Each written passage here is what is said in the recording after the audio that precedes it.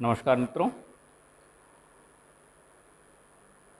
ज्ञान अड्डा के YouTube चैनल पर आप सभी का स्वागत है। मैं देवंत कुमार आपका हार्दिक स्वागत एवं हार्दिक अभिनंदन करता हूं दोस्तों। तो चलिए, संविधान के विकास में अगला चैप्टर लगभग फाइनल की ओर। विकास, भारत शासन अधिनियम 1935, और आज ये भारत शासन अधिनियम 1935 खत्म करने के बाद फिर संविधान स्टार्ट होगा। अभी तो ये लास्ट स्टेप बचा हुआ है संवैधानिक विकास का।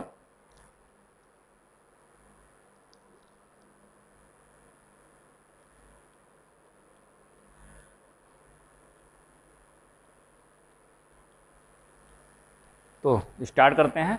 पिछली कक्षा में मैंने भारत शासन अधिनियम 1919 तक कंप्लीट कर दिया था। अब भारत शासन अधिनियम 1935 क्यों आया, इसके पीछे कुछ एक कारण हैं। जैसे कि आपका 3 गोलमेज सम्मेलन हुए, है ना, और 1919 में ही जो होम रूल लीग आंदोलन के तहत कुछ मांगी गई थी। उन मांगों को लेकर और जो 3 गोलमेज सम्मेलन हुए थे, उनमें से तीनों गोलमेज सम्मेलन में डॉक्टर भीमराव अंबेडकर और तेज प्रताप सप्रू, ये 2 नेता ऐसे थे कि जिन्होंने तीनों गोलमेज सम्मेलन में भाग लिया था, और प्रथम गोलमेज सम्मेलन में कांग्रेस ने भाग नहीं लिया था, इसलिए वो विफल हो गया था। दूसरे गोलमेज सम्मेलन में गांधी जी ने भाग लिया था, लेकिन गांधी जी भाग लेने तो गए थे, तो जाने से पहले ही गांधी जी ये कह के गए थे कि देखो, मैं जा तो रहा हूँ, लेकिन इसमें कुछ होना नहीं है, यानी कि ये कोई सफल नहीं होगा, क्योंकि हम जो मांगेंगे और वो लोग मानेंगे नहीं, है ना। और वही हुआ।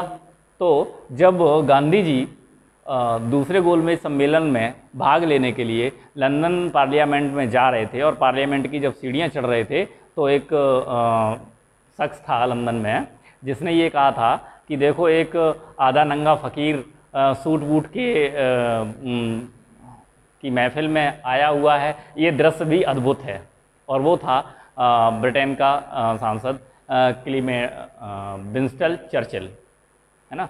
तो विंस्टन चर्चिल ने गांधी जी को अधनंगा फ़कीर कहा था। ये क्वेश्चन एक बनता है, ये क्वेश्चन अक्सर आता है कि किसने गांधी जी को अधनंगा फ़कीर कहा था, तो वो था आपका विंस्टन चर्चिल, है ना। और उसके बाद फिर 1932 में एक प्रस्ताव आया, जो कि एक था लॉर्ड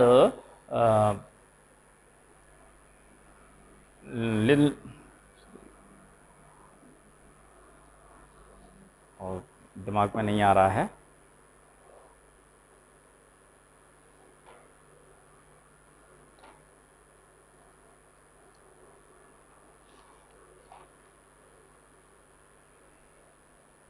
हाँ, एक श्वेत पत्र लाया गया था लॉर्ड लिनलिथगो के द्वारा, ठीक है। लॉर्ड लिनलिथगो के द्वारा एक श्वेत पत्र लाया गया था, ठीक है। उसी श्वेत पत्र को आधार बनाकर, उसी की जो रिपोर्ट थी उसको आधार बनाकर भारत शासन अधिनियम 1935 लाया गया, जिसके प्रावधान निम्नलिखित हैं। तो चलिए स्टार्ट करते हैं। और स्टार्ट करने से पहले भाई हमारा एक छोटा सा परंपरागत निवेदन कि अगर आप लोगों को मेरी क्लास अच्छी लगती हो तो प्लीज़ इसको लाइक, शेयर और सब्सक्राइब ज़रूर करें। धन्यवाद। तो चलिए स्टार्ट करते हैं। भारत शासन अधिनियम 1935।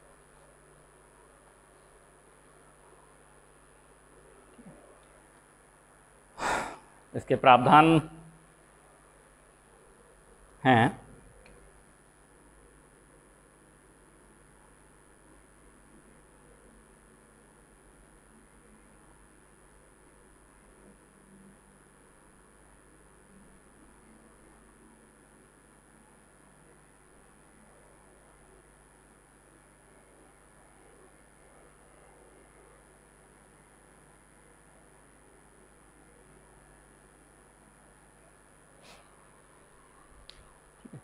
भारत शासन अधिनियम 1935।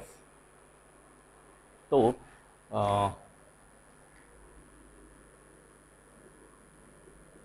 लॉर्ड लिनलिथगो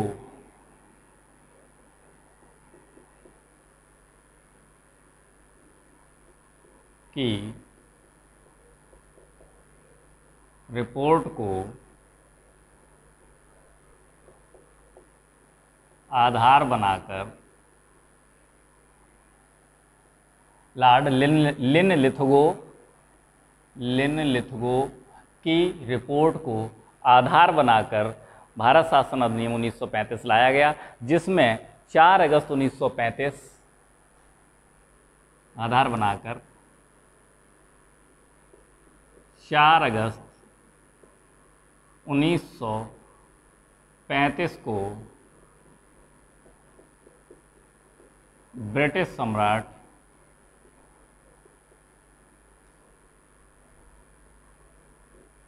के हस्ताक्षर करा के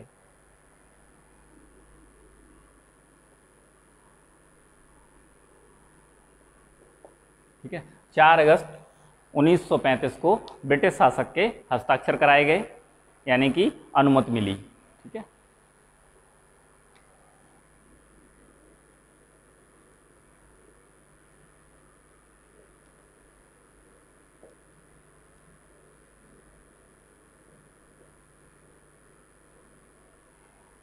अर्थात अनुमति मिली। ठीक है, और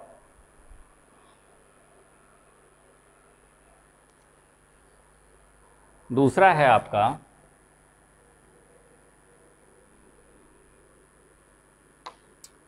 इस जो प्रावधान थे, इसमें जो अधिनियम था, इसका अधिनियम के प्रावधानों में इसमें दूसरा जो प्रावधान था वो था इसमें 14 भाग 321 अनुच्छेद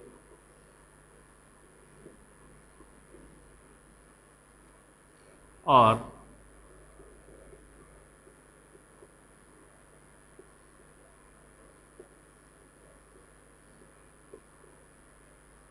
10 अनुसूचियां थीं। ठीक है, इसमें 14 भाग थे, 321 अनुच्छेद थे और 10 अनुसूचियां थीं। ठीक है,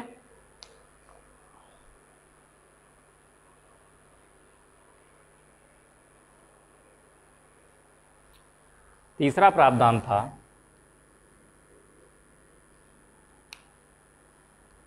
इसमें पहली बार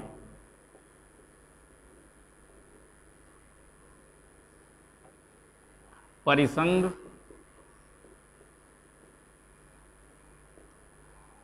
इसमें जो एक परिसंघ अखिल भारतीय संघ जो जिसे कहते हैं, परिसंघ नहीं, इसको लिखो अखिल भारतीय संघ लिखो। पहली बार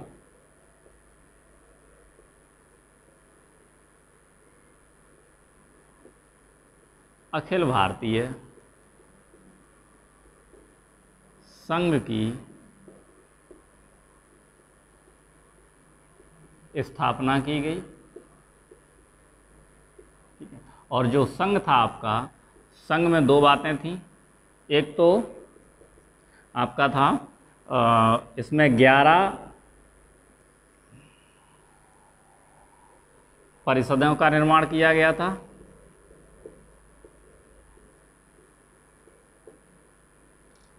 और 6 कमिश्नरी क्षेत्र थे।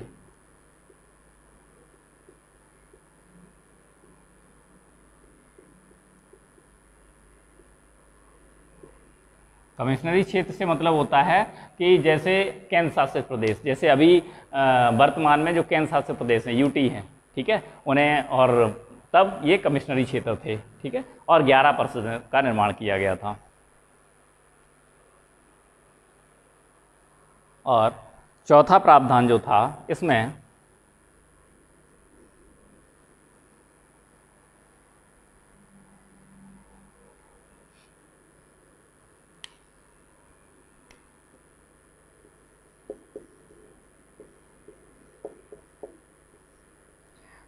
शक्तियों का बंटवारा किया गया। और जो शक्तियों का बंटवारा किया गया था इस तरह से, इसमें संघ सूची,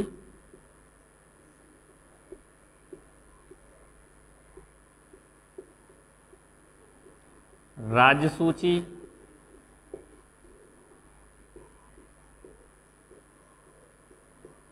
समवर्ती सूची और अवशिष्ट विषय।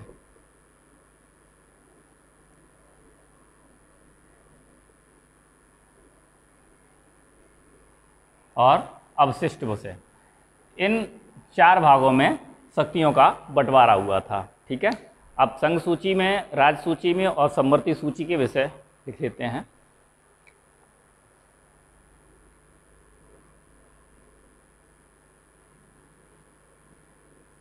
संघ सूची,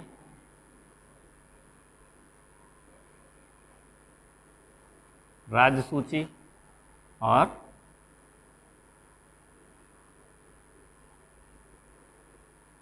समवर्ती सूची। ठीक है, संघ सूची में आपके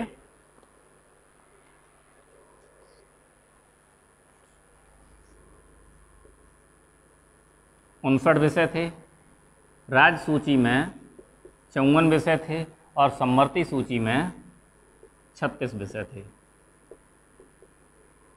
ठीक है, राज्य सूची में आपके 54 विषय थे और समवर्ती सूची में 36 विषय थे और संघ सूची में 59 विषय थे। ठीक है, अब इनमें कानून का निर्माण, संघ सूची पर जो कानून का निर्माण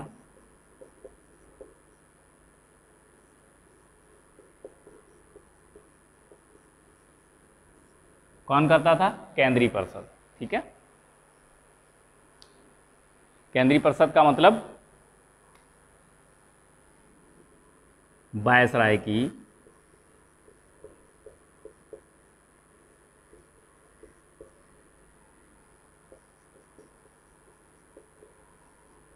परिषद करेगी। ठीक है, संघ सूची पर जो कानून का निर्माण करेगी वो वायसराय की जो परिषद थी, केंद्रीय परिषद थी, वो बनाएगी। ठीक है, और राज्य सूची पर जो कानून बनाएगी वो बनाएगी आपकी प्रांतीय सरकारें।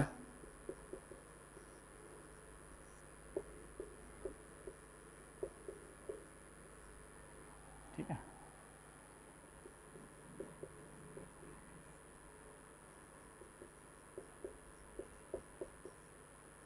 ठीक है, और समवर्ती सूची पर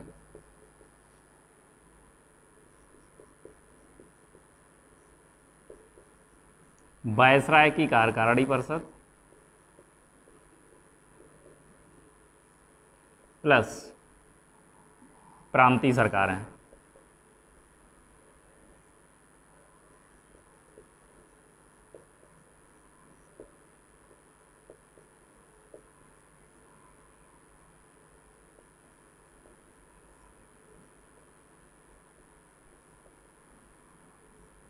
ठीक है, तो जो शक्तियों का बंटवारा हुआ था उसमें आपका था संघ सूची, राज्य सूची, समवर्ती सूची और अवशिष्ट विषय। तो संघ सूची में जो विषय थे वो 59 विषय थे और इन पर जो कानून बनाने का अधिकार था वो वायसराय की परिषद को था। यानी वायसराय की जो केंद्रीय परिषद थी वो संघ सूची पर कानून बनाएगी। राज्य सूची पर 54 विषय थे और इसमें प्रांतीय सरकारें जो बनाई थी वो कानून बनाएंगी। ठीक है, और समवर्ती सूची में 36 विषय रखे गए थे जिसमें से वायसराय की परिषद और प्रांतीय सरकारें दोनों में से कोई भी कानून बना सकती है। और अवशिष्ट विषय जो थे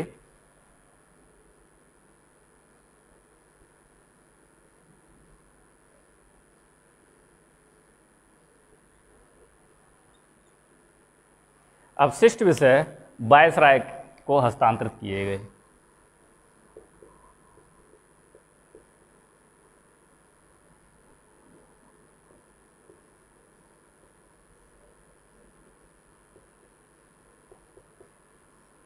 ठीक है, अवशिष्ट विषय पर वायसराय कानून बनाएगा। यानी कि अवशिष्ट विषय वो विषय होते थे जिन विषयों का उल्लेख ना तो संघ सूची पर था, ना राज्य सूची में था, और ना ही समवर्ती सूची में था। ऐसे जो विषय होते हैं वो अवशिष्ट विषय माने जाते हैं, और उनमें जो कानून बनाता है वो वायसराय के विवेक पर काम करेगा, यानी वायसराय उस पर कानून बनाता था। ठीक है, तो ये तो रहा आपका भारत शासन अधिनियम 1935 की शक्तियों का बंटवारा। ठीक है, नोट कर लीजिए, फिर उसके आगे चलते हैं।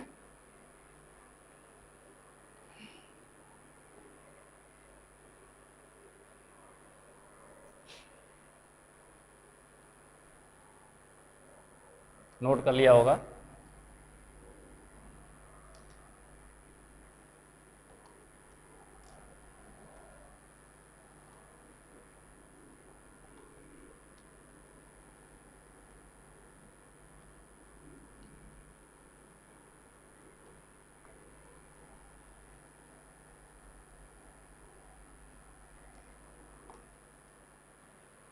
नेक्स्ट प्रावधान है आपका द्वैध शासन।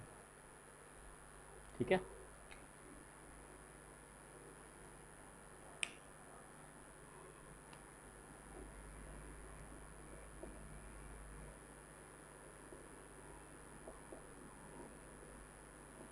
द्वैध शासन प्रांतों से समाप्त करके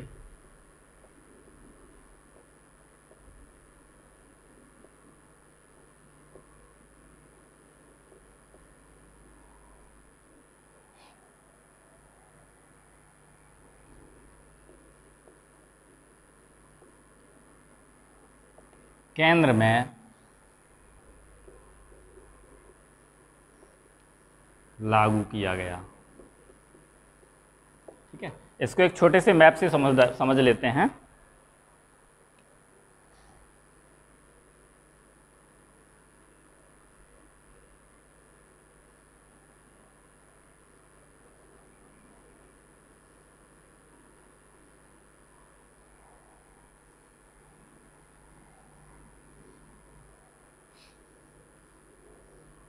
उन्नीस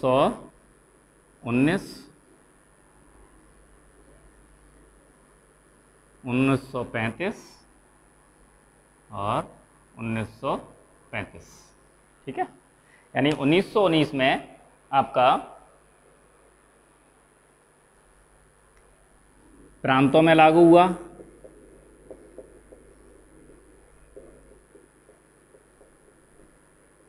ठीक है, और 1935 में प्रांतों से समाप्त किया, और 1935 में ही केंद्र में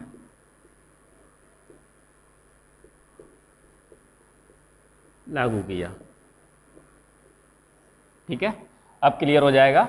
द्वैध शासन जो था 1919 में प्रांतों में लागू किया गया, और 1935 में प्रांतों से समाप्त कर दिया गया, और 1935 में ही केंद्र में लागू कर दिया गया। ठीक है,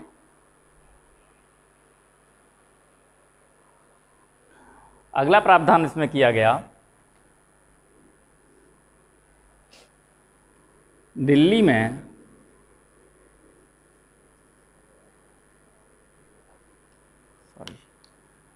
में एक परिसंघ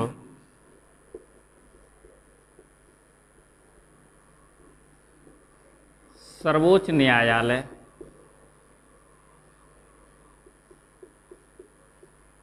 का गठन किया गया।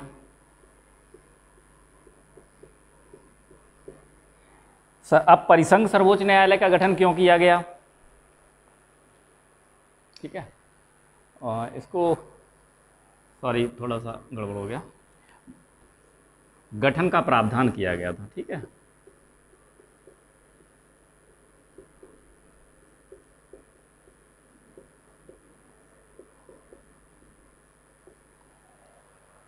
दिल्ली में एक परिसंघ सर्वोच्च न्यायालय का गठन का प्रावधान किया गया। अब परिसंघ क्यों बनाया गया? परिसंघ का मतलब ये होता है कि जितने भी संघ हैं उसके ऊपर, यानी कि भारत जो था पहले एक फेडरल संघ था, यानी परिसंघ का मतलब है फेडरल, यानी कि इस पर जो नियंत्रण होगा, अंतिम नियंत्रण किसका है? इंग्लैंड का, क्योंकि भारत का कोई इस पर नियंत्रण नहीं था। अब चूंकि ये इसलिए बनाया गया था क्योंकि पहले क्या था कि मान लो हमने कहीं सबसे पहले हम किसी मुकदमे को सुनवाने के लिए कहाँ जाते थे? अधीनस्थ में, ठीक है, अधीनस्थ न्यायालय में जाते थे। और अधीनस्थ न्यायालय से अगर हम तो संतुष्ट नहीं होते थे तो कहाँ जाते थे? उच्च न्यायालय, ठीक है।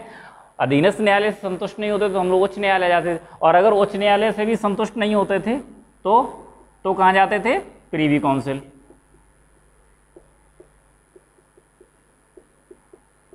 ठीक है। तो कहाँ जाते थे? प्रीवी काउंसिल। अब प्रीवी काउंसिल जो था हमारे बगल में तो बैठा नहीं था भाई, प्रीवी काउंसिल जो था वो कहाँ था? लंदन में,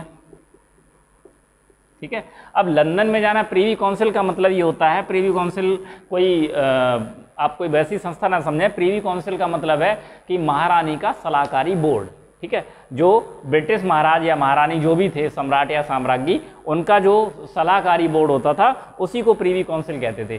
प्रीवी का मतलब है कि जो उनका प्रथम दृष्टया या कह सकते हैं प्राइवेट, प्रीवी को प्राइवेट भी कहते हैं, ये प्राइवेट का शॉर्ट रूप है प्रीवी, ठीक है। प्रीवी काउंसिल का मतलब है लंदन की जो सबसे उच्च संस्था है, यानी कि महारानी का सलाहकारी बोर्ड, ऐसे समझ लीजिए आप। तो वहाँ जाना होता था। अब हर भारतीय की तो ताकत नहीं थी कि वो प्रीवी काउंसिल में पहुँच जाए न्याय लेने के लिए, है ना, क्योंकि लंदन में था, इतनी दूर नहीं जा पाता था। इसलिए प्रीवी काउंसिल की जो प्रीवी काउंसिल पर जो लोड पड़ता था, उस लोड को कम करने के लिए क्या किया गया? परिसंघ सर्वोच्च न्यायालय का गठन का प्रावधान दिल्ली में कर दिया गया, ताकि लोग प्रीवी काउंसिल में ना जाके अपनी समस्या परिसंघ सर्वोच्च न्यायालय में इसको समाप्त करवा सकें, ठीक है। ये चीज़ समझ में आई? अच्छा, अब यही प्रीवी काउंसिल यही परिसंघ सर्वोच्च न्यायालय जो था वो 1950 में सर्वोच्च न्यायालय, भारत का सर्वोच्च न्यायालय बन गया था, ठीक है।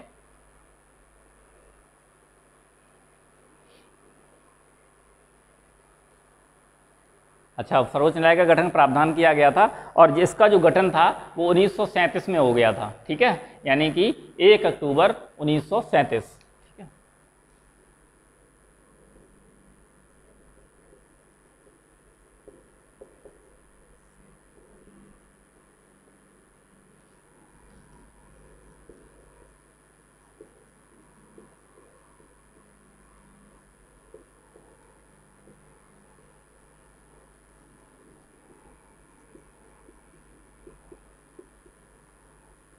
1 अक्टूबर 1937 को परिसंघ सर्वोच्च न्यायालय का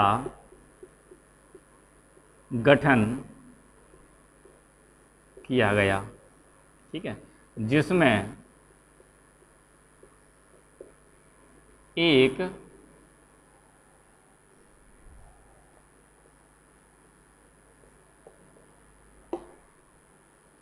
मुख्य न्यायाधीश,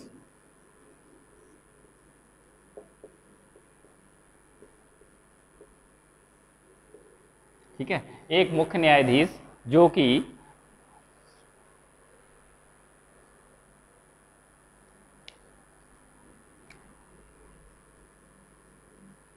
सर मॉरिस गोयर, ठीक है, एक मुख्य न्यायाधीश सर मॉरिस गोयर थे, तथा 6 अन्य न्यायाधीश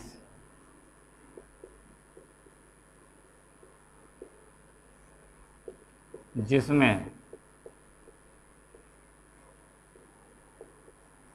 2 भारतीय न्यायाधीश,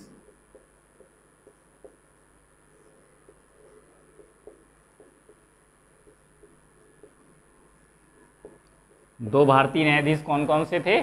एक थे आपके MS सुल्तान और एक थे आपके MR जैकब।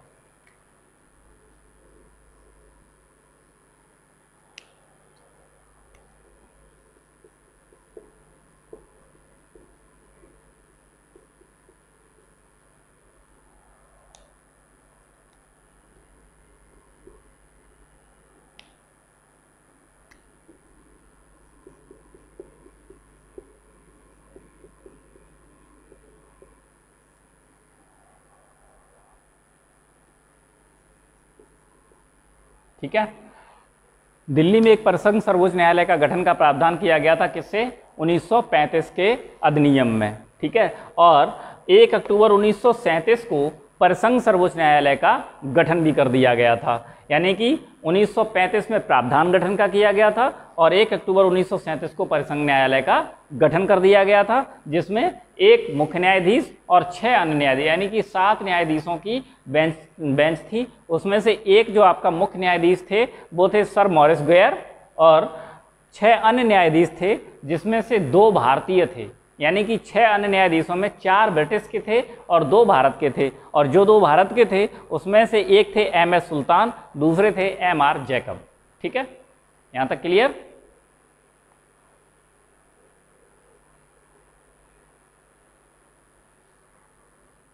इसी में लिख लीजिए 28 जनवरी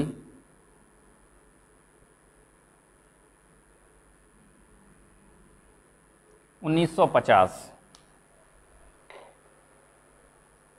को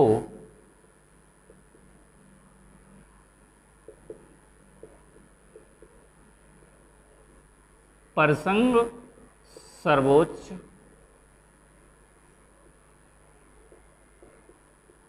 न्यायालय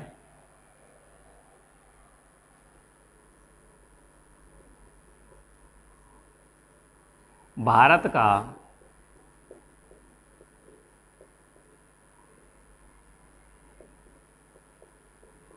सर्वोच्च न्यायालय बना।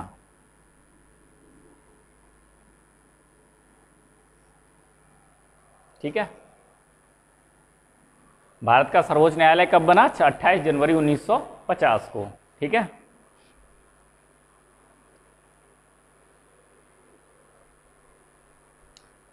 अच्छा इसमें एक चीज और लिख लेते हैं।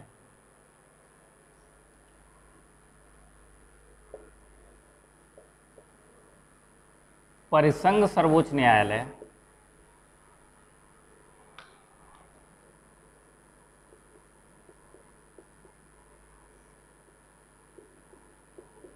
के पास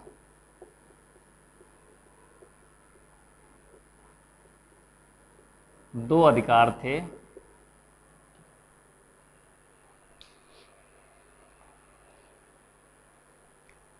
नंबर 1,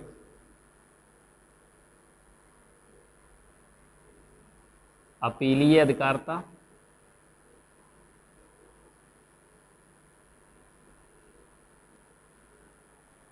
नंबर 2,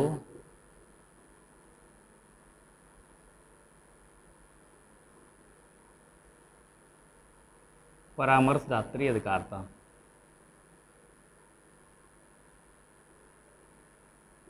ठीक है, परिसंघ सर्वोच्च न्यायालय के पास 2 अधिकार थे, एक अपीलीय अधिकारता का अधिकार था और परामर्शदात्री अधिकारता का अधिकार था। ठीक है, लिख लिया होगा,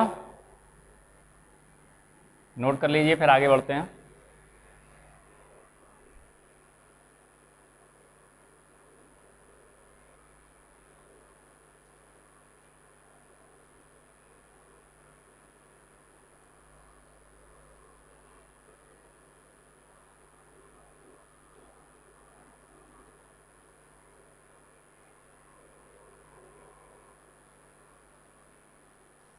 लिख लिया होगा,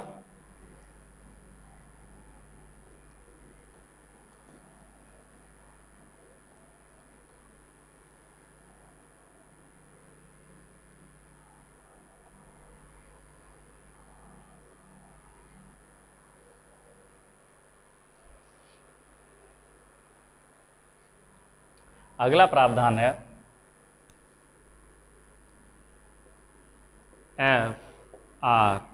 FRBI। ठीक है, federal reserve bank of India.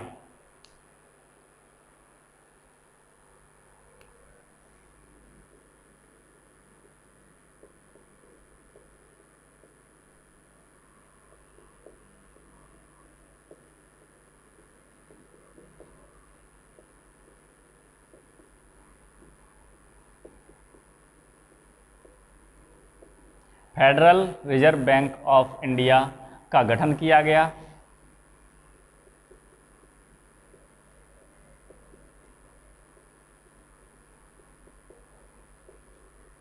जो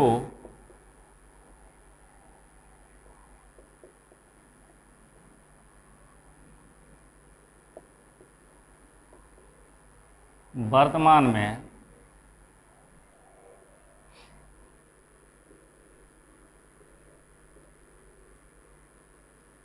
रिजर्व बैंक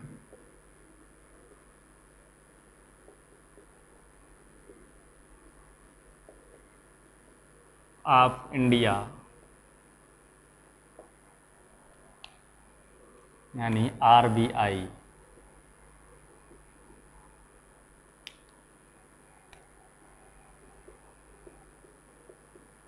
के नाम से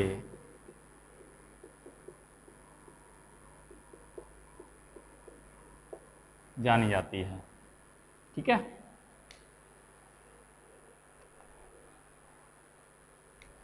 अगला प्रावधान इसमें किया गया था, बर्मा यानी जिसे म्यांमार कहते हैं को भारत से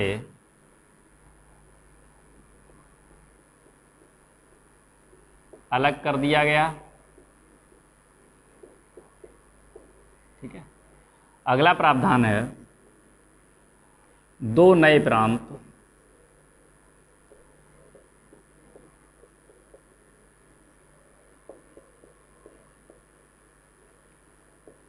सिंध एवं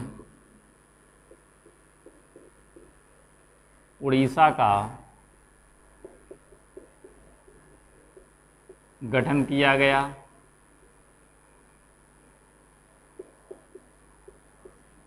ठीक है, यानी कि रिजर्व बैंक की स्थापना करी गई थी, जो वो जिसे federal reserve bank of India कहा गया, और वर्तमान में हम जब जो वर्तमान में है उसे हम आरबीआई कहते हैं, यानी कि रिजर्व बैंक ऑफ इंडिया कहते हैं। बर्मा यानी म्यांमार को भारत से अलग कर दिया गया था, और दो नए प्रांत सिंध और उड़ीसा को नए प्रांतों के रूप में गठित कर दिया गया था। ठीक है,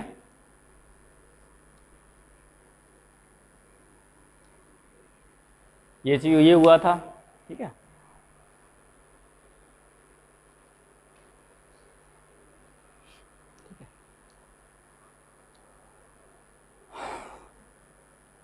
नेक्स्ट लाइन है,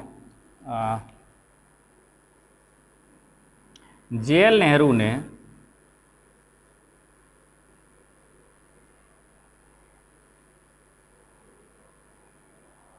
इसे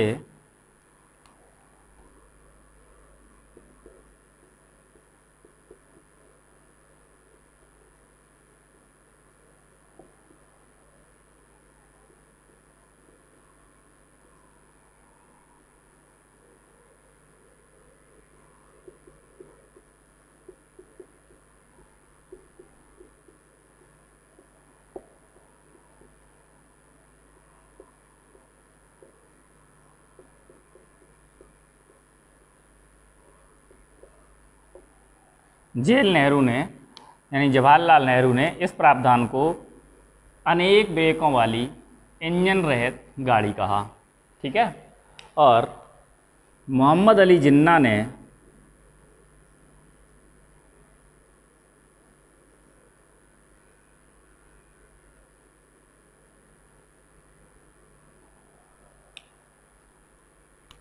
इस प्रावधान को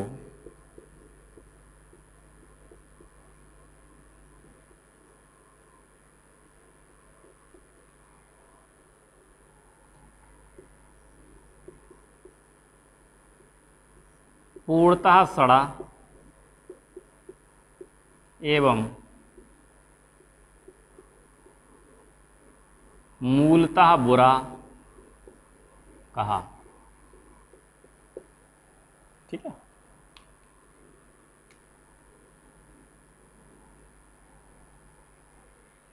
दो लोगों के कथन याद रखने हैं। जेएल नेहरू ने इस जो अधिनियम था, तो अधिनियम के जो प्रावधान थे, सॉरी प्रावधान ना लिखें, यहाँ अधिनियम लिख लें।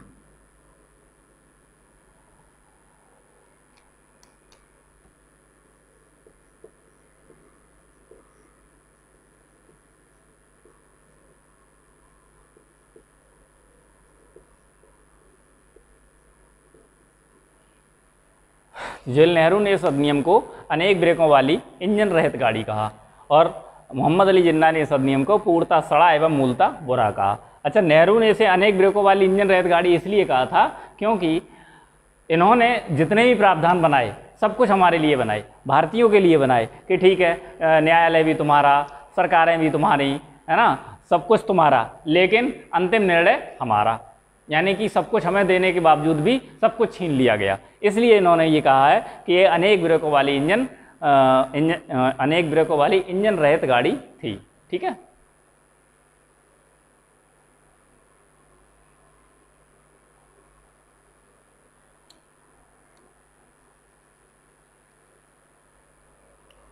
नोट कर लिया होगा, आगे बढ़ते हैं।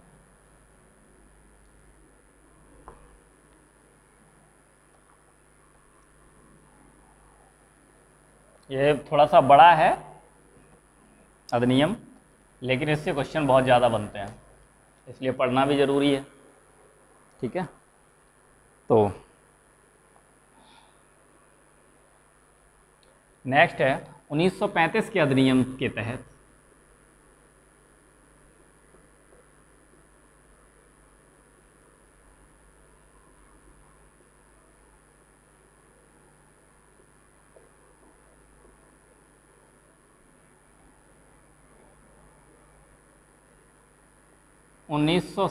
में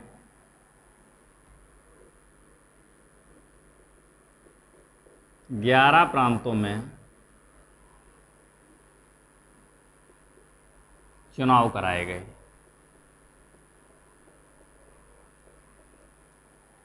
इसी अधिनियम के तहत 1937 में 11 प्रांतों में चुनाव कराए गए। जो जरा चुनाव पर भी चर्चा हो जाए तो हेडिंग डालेंगे 1937 के प्रांतीय चुनाव।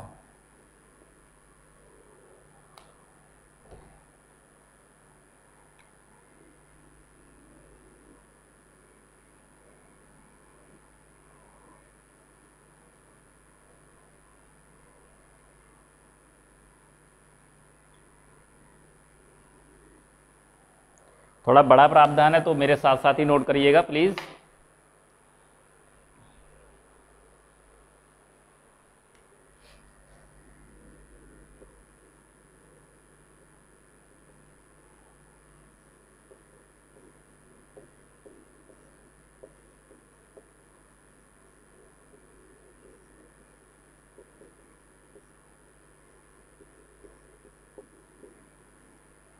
मद्रास, बम्बई, संयुक्त प्रांत, उड़ीसा और मध्य प्रांत था बरार, बिहार,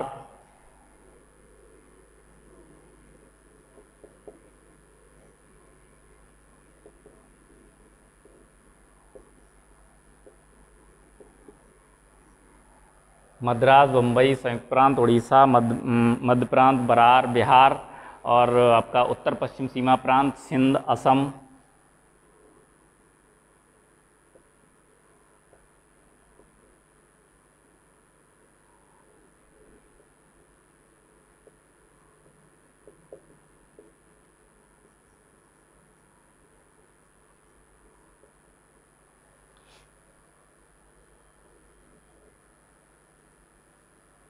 एक, दो, तीन, चार, पाँच, छः, सात, आठ, 9।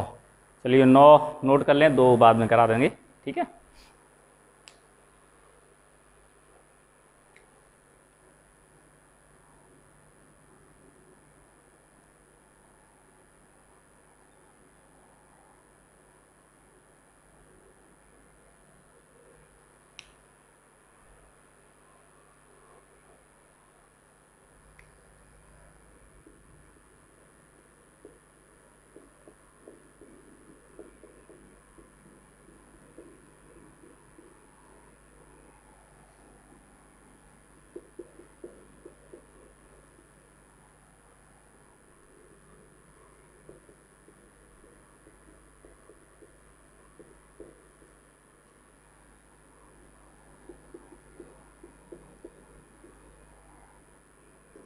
संयुक्त प्रांत में थे आपके गोविंद वल्लभ पंत,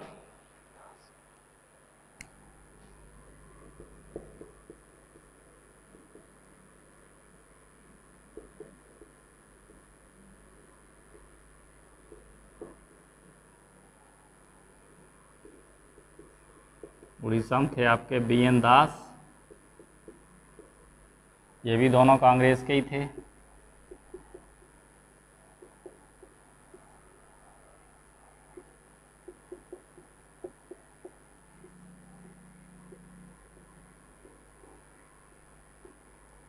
ठीक है।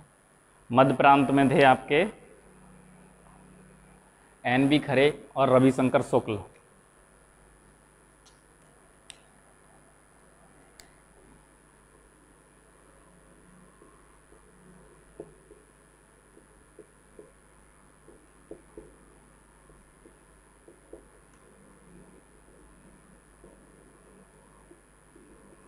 ठीक है। बिहार में थे आपके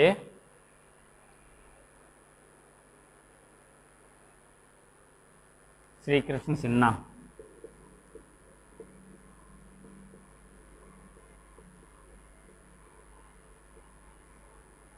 उत्तर पश्चिम सीमा प्रांत में थे खान साहब, डॉक्टर खान साहब। ठीक है। और सिंध में थे आपके अल्लाह बख्श।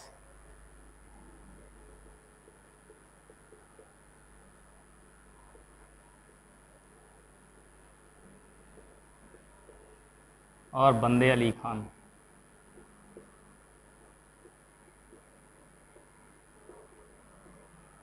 ठीक है।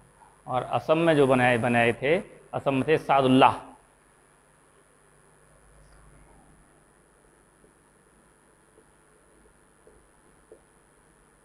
और गोपीनाथ बारदोलई।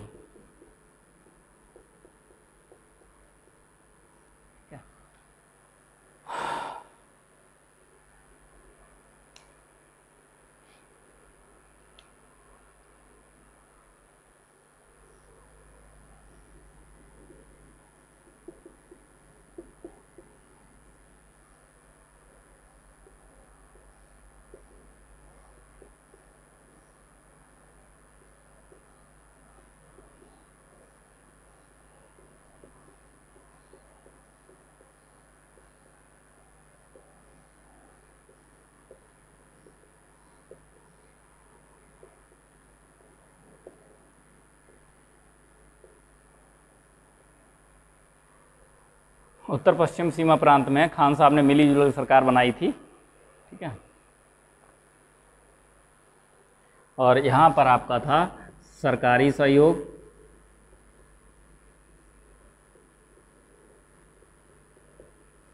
प्लस गठबंधन।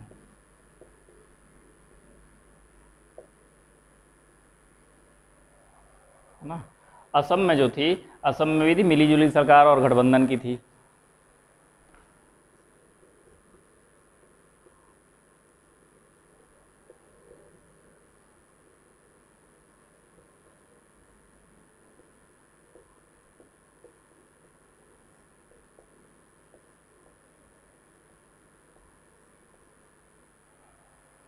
ठीक है।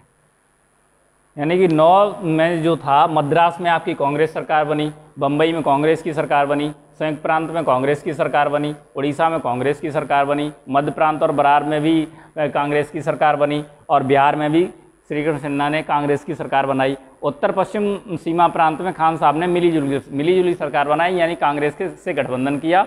और सिंध में सरकारी सहयोग और गठबंधन से सरकार बनी थी, यानी कि गैर कांग्रेसी सरकार थी। और असम में भी कांग्रेस की सरकार थी, लेकिन कांग्रेस से इन्होंने मिली जुली सरकार बना के गठबंधन किया था। और ना, उसके बाद आपके 2 और रह जाते हैं।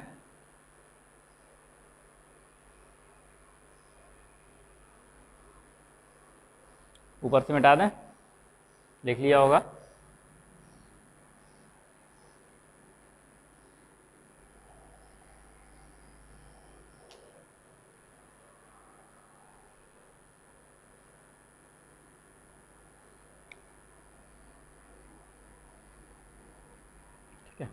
अब रह जाता है आपका पंजाब और बंगाल।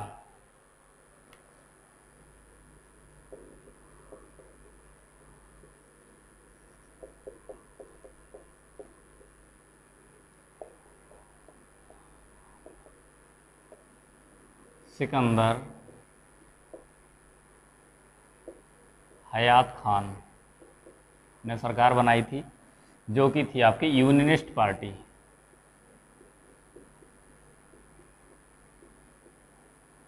यूनियनिस्ट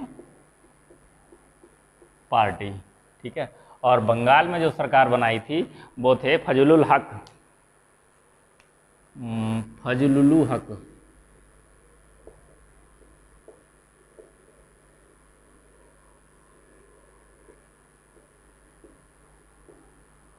ठीक है। फजलुल हक ने जो सरकार बनाई थी बंगाल में वो थी मुस्लिम लीग और कृषक पार्टी।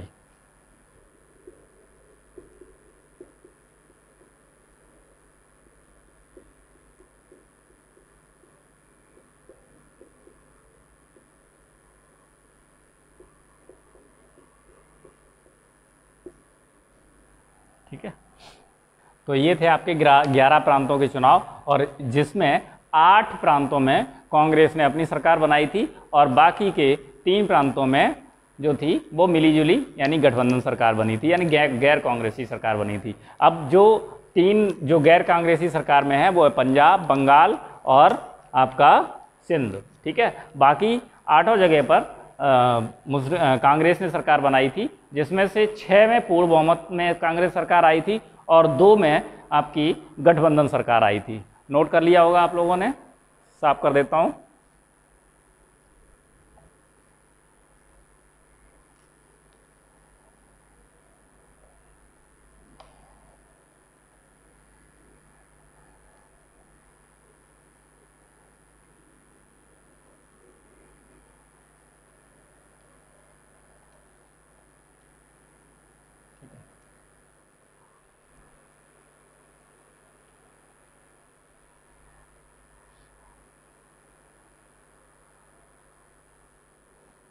नेक्स्ट पॉइंट इसमें लिखेंगे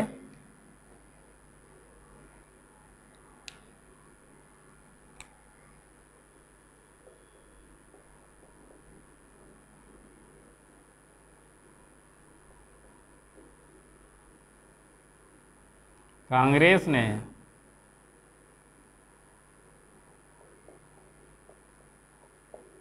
आठ प्रांतों में अपनी सरकार बनाई,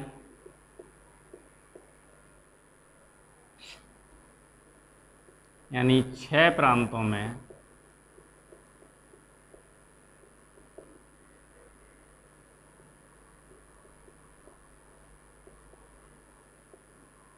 पूर्ण बहुमत तथा 2 प्रांतों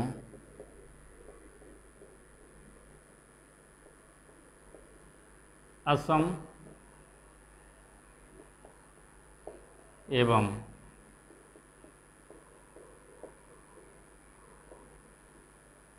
उत्तर पश्चिम सीमा प्रांत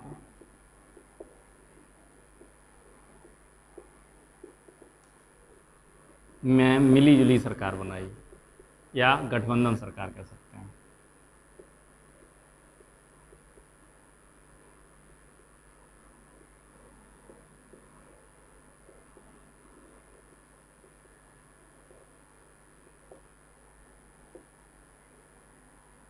ठीक है,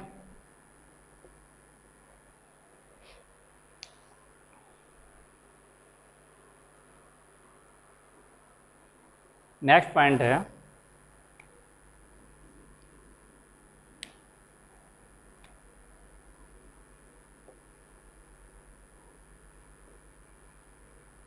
अक्टूबर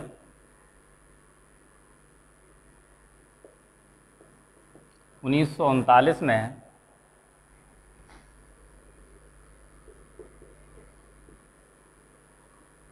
कांग्रेस ने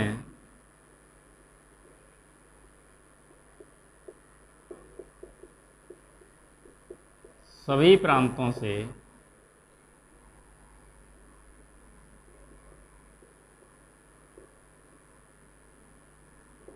इस्तीफा दे दिया, ठीक है। कारण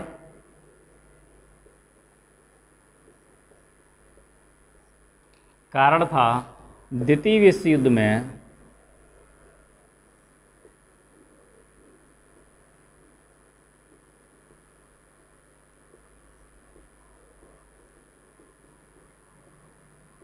बिना भारतीयों के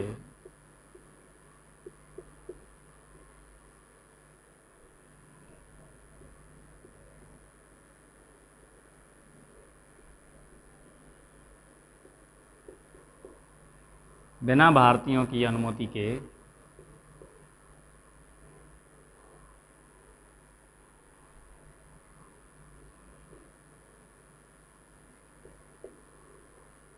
युद्ध में शामिल कर देना।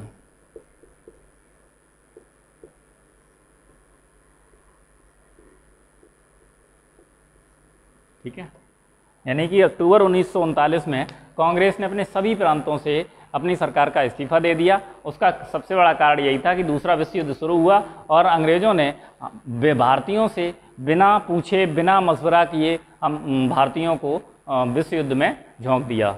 ठीक है,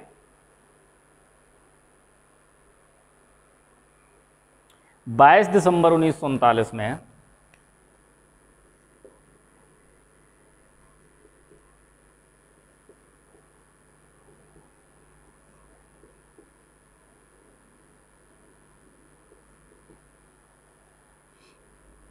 कांग्रेस के इस्तीफे से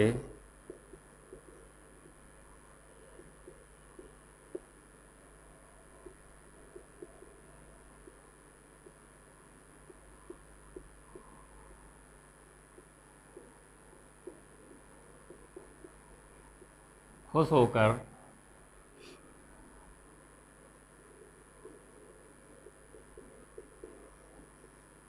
अंबेडकर तथा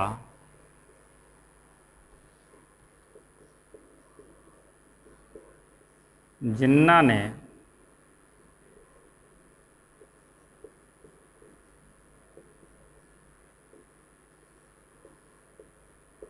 मुक्ति दिवस मनाया। ठीक है, यानी कांग्रेस ने जब इस्तीफा दिया 1939 में तो इससे अंबेडकर और जिन्ना को खुशी हुई थी और 22 दिसंबर 1939 में इन्होंने मुक्ति दिवस के रूप में इसे मनाया और अंबेडकर ने कहा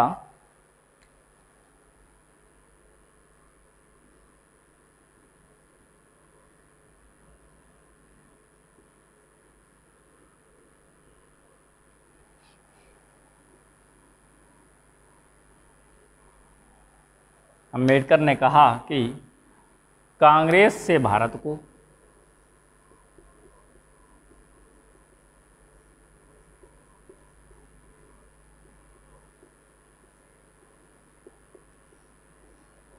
तथा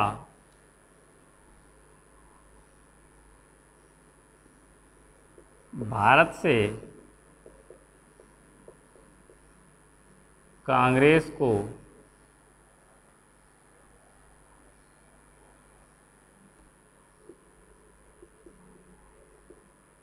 मुक्ति मिल गई।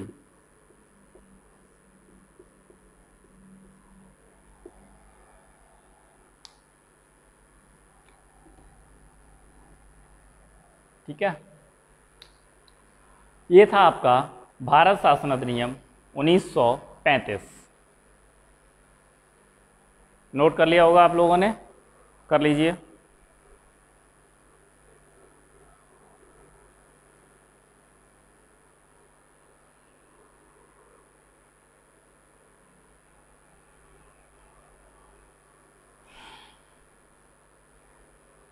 मिटा दें?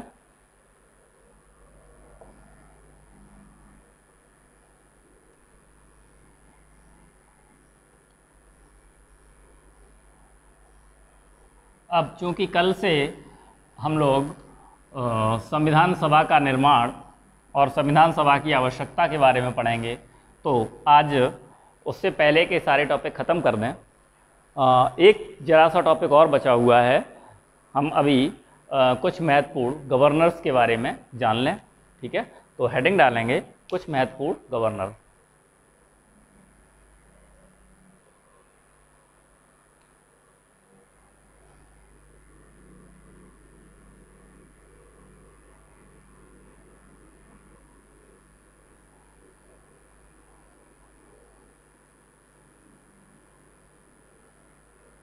यहाँ से आपके क्वेश्चन बन सकते हैं, अक्सर पूछा जाता है। ठीक है, कुछ नहीं, 3 4 5 गवर्नर हैं जिनके बारे में हमें जानना है।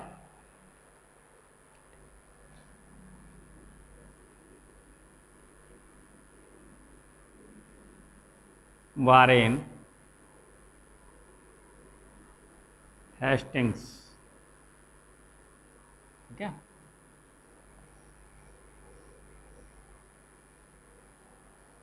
वारेन हेस्टिंग्स जो था वो बंगाल का अंतिम गवर्नर और बंगाल का अंतिम गवर्नर, बंगाल का प्रथम गवर्नर जनरल बना था। ठीक है, वारेन हेस्टिंग्स क्या था? बंगाल का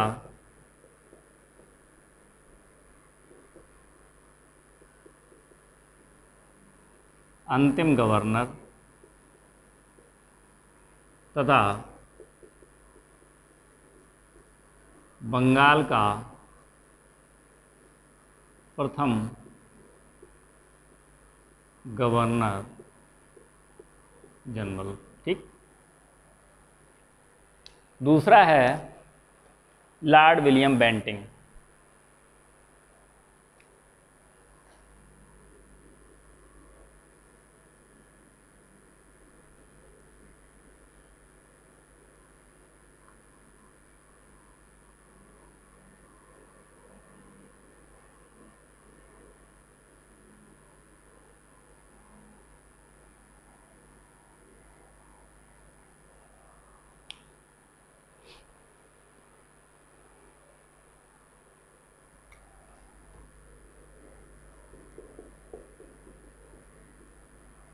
बंगाल का अंतिम गवर्नर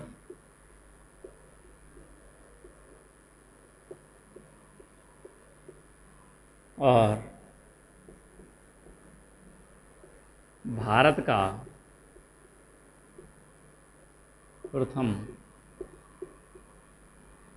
गवर्नर जनरल। ठीक है, लॉर्ड विलियम बेंटिंग क्या था? बंगाल का अंतिम गवर्नर था, बंगाल का अंतिम गवर्नर जनरल था और भारत का प्रथम गवर्नर जनरल था। ठीक है, नेक्स्ट है आपका लॉर्ड कैनिंग।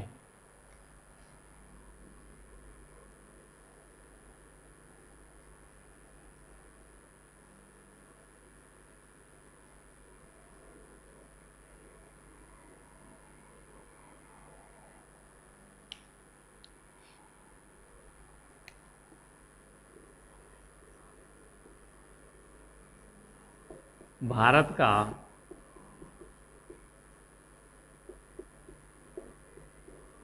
अंतिम गवर्नर जनरल एवं भारत का प्रथम वायसराय। ठीक है, लॉर्ड कैनिंग जो था वो भारत का अंतिम गवर्नर जनरल था और भारत का प्रथम वायसराय था। ठीक है, नेक्स्ट है आपका माउंटबेटन।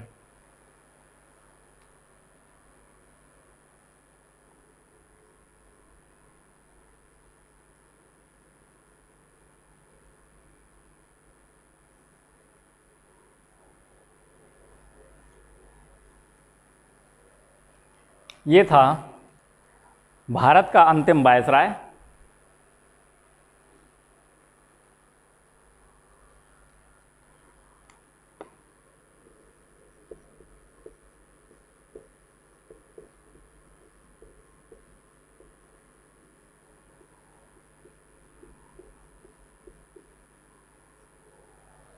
और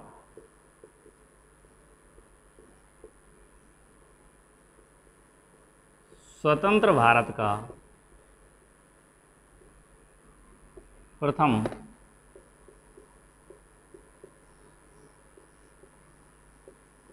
गवर्नर जनरल। ठीक है, नेक्स्ट है आपके सी राजगोपालाचारी।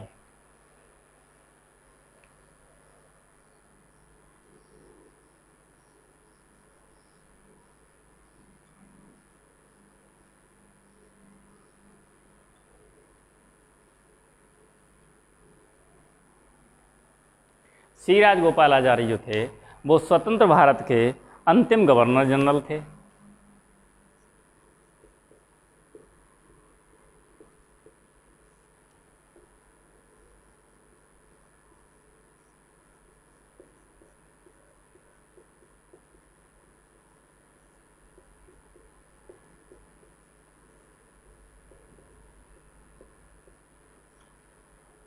और भारत के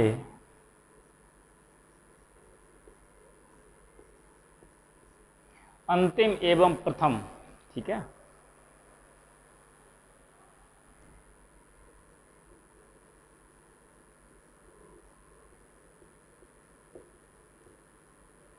अंतिम भारतीय गवर्नर,